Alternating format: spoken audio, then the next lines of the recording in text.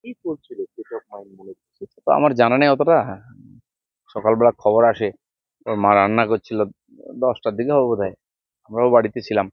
হঠাৎ ও খবর পেয়ে চিৎকার চেঁচামেচি করে সঙ্গে সঙ্গে বেরিয়ে যায় গাড়ি। আমাদের একজন ছেলে ছিল, তাকে সঙ্গে পাঠাই আমি, ওর সঙ্গে যাইটুকু। তারপরে গিয়ে দেখি ও সায়েন্সলেস, তারপরে হসপিটাল, ডেথ ওখান থেকে ঘোষণা করে। তারপরে বাকি যে সরকারি সিস্টেম আছে, পোস্টমর্টেম আদি হয়। এখন যতক্ষণ না পোস্টমর্টেম রিপোর্ট ডিসক্লোজ হচ্ছে বা আমাদের কাছে আসছে, তখন তো বোঝা যাচ্ছে না কি হয়েছে না হয়েছে। বন্ধু বান্ধব নিয়ে একসঙ্গে ছিল, রাত্রেবেলা পার্টি সার্টি করেছে এটুকু জানি। বাকি তো রিপোর্টেই সব আসবে কি হয়েছে। হ্যাঁ, কিন্তু যেহেতু আহ, ওর মা যেটা কালকে বলছিল, সেটা হচ্ছে যে আপনার সঙ্গে যখন বৌদি থাকলেন তখনই ও একটু আরো বেশি অযত্নের ইয়েতে পুরো উচ্ছৃঙ্খল, মানে খুব অযত্নে থাকছিল প্রায় না না, ওই বন্ধু বান্ধব নিয়ে ছিল তো, 3জন বন্ধু একসঙ্গে থেকে একা থাকেনি।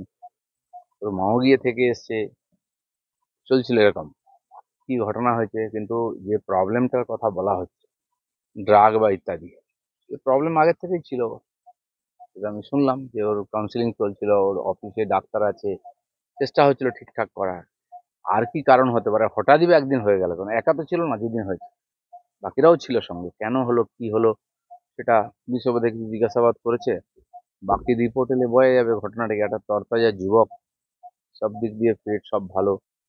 এখন কি চলছিল ভেতরে জানার সময়, আজকে যে আমরা দেখছি যুব সমাজের মধ্যে নেশার যে প্রভাব, তার এটা একটা নমুনা। মানে কতদূর হয়েছে, কি হয়েছে, কি নেশা নিয়েছে কিনা, সে তো কিছু বলতেই পারেনি। সে তো আগেই শেষ হয়ে গেছে, কিছু করার সুযোগও ছিল না। আমার মনে হয় আগামী দিনে সেটা বেরোবে, এবং এই ব্যাপারটা একটা বড় শিক্ষা আমাদের সবার জন্য। আজকে আমাদের ছেলেমেয়েরা কোথায় যাচ্ছে, কি করছে, তাকে মানুষ করে দেওয়া মানে খালি পড়াশোনা করিয়ে শিখিয়ে দিলাম, চাকরি পেয়ে গেল, এটাই সব নয়। তারপরে এত বড় রিস্ক থাকছে, এটাই চিন্তার বিষয়। দিদিটা অন্য প্রসঙ্গে আসি এবার। এতদিন পর্যন্ত পাকিস্তান আমাদের মাথা ব্যথার কারণ ছিল। আওয়ামী লীগ বাংলাদেশে নিষিদ্ধ হওয়ার পরে বাংলাদেশে একটা অস্থির অবস্থা তৈরি হওয়ার সম্ভাবনা তৈরি হচ্ছে। প্লাস নেপালকে হিন্দু রাষ্ট্র ঘোষণার দাবিতে নেপালের রাজার নেতৃত্বে একটা গণ অভ্যুত্থান বা বিদ্রোহের মতো গন্ধ আমরা পাচ্ছি। তাহলে ভারতবর্ষের চারদিকে সমস্ত প্রতিবেশী তো এই মুহূর্তে খুব অসুবিধা তৈরি করতে পারে।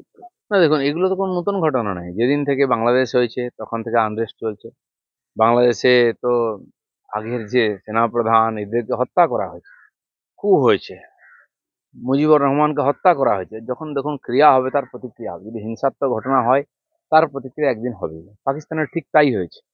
আর এটা পাকিস্তান বাংলাদেশ নয়, এটা ইসলামিক কান্ট্রি বলে এটা হচ্ছে। মূলত দুটোই মৌলবাদী দেশ। আর তার জন্য যেখানে আমরা ইতিহাস থেকে দেখে আসছি, মুঘল আমল থেকে, পাঠান আমল থেকে মুসলিমদের যে ইতিহাস, সেটাই দৌড়াচ্ছে। আজ গণতন্ত্রের নামে হচ্ছে, গণতন্ত্র আছে কোথায়? প্রধানমন্ত্রী হওয়ার কথা ইমরানের, হয়ে গেল অন্য কেউ। তো তার প্রতিক্রিয়া হবে না? এখানেও তাই হয়েছে, নির্বাচিত সরকারকে উল্টে ফেলে দেওয়া হয়েছে। আর তারপরে কোথায় চলছে, এটা অনেকেই বলছিলেন যে যে গতি প্রকৃতি এগোচ্ছে বাংলাদেশের যে রাজনীতির, তাতে এই ইসলামিক মানে কি বলে আওয়ামী লীগকে ধ্বংস করা হবে, ব্যান করা হবে, দিয়ে একটা ফ্রন্ট তৈরি করে এই যারা উৎপাত করেছে তারা এবং জামাতের লোকেরা মিলে ওখানে সরকার গঠন করবে। মনে হচ্ছে গতি প্রকৃতি ওদিকেই যাচ্ছে। এখন এর সুযোগে যারা বিশ্বে দাদাগিরি করে তারা হাত লাগাবার সুযোগ পাবে।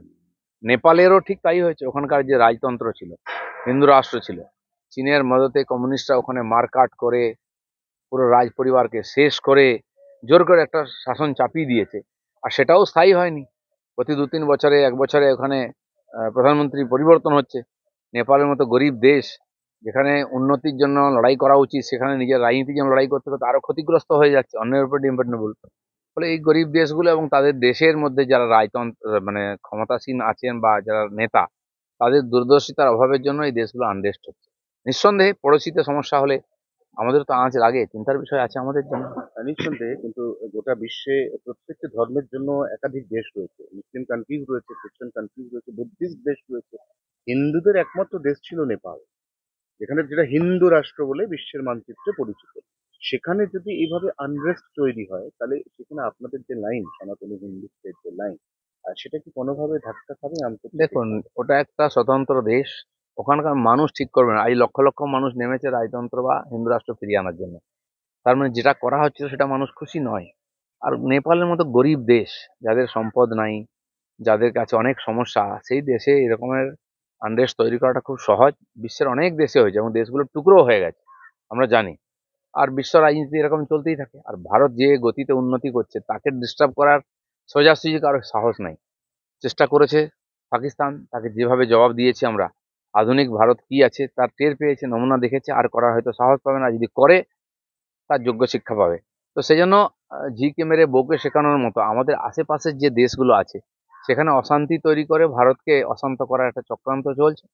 তো আমার মনে হয় আমাদের দেশের যে বর্তমান বিদেশ নীতি বা মোদীজির নেতৃত্ব সফলভাবে আমরা সারা দুনিয়াতে এটাকে প্রয়োগ করেছি। তো সাময়িক এই ধরনের সমস্যা হলেও একসময় বাংলাদেশে হয়েছিল পাকিস্তানে, তো ভারত তখন হস্তক্ষেপ করেছিল, ইন্দিরা গান্ধী করেছেন। কারণ আমাদের ঘাড়ে চলে এসেছিল ব্যাপারটা, লক্ষ লক্ষ লোক এখানে চলে আসছে। তো ভারতের শক্তি আছে, যদি আমরা প্রভাবিত হই তাকে সমাধান করার শক্তি আমাদের আছে।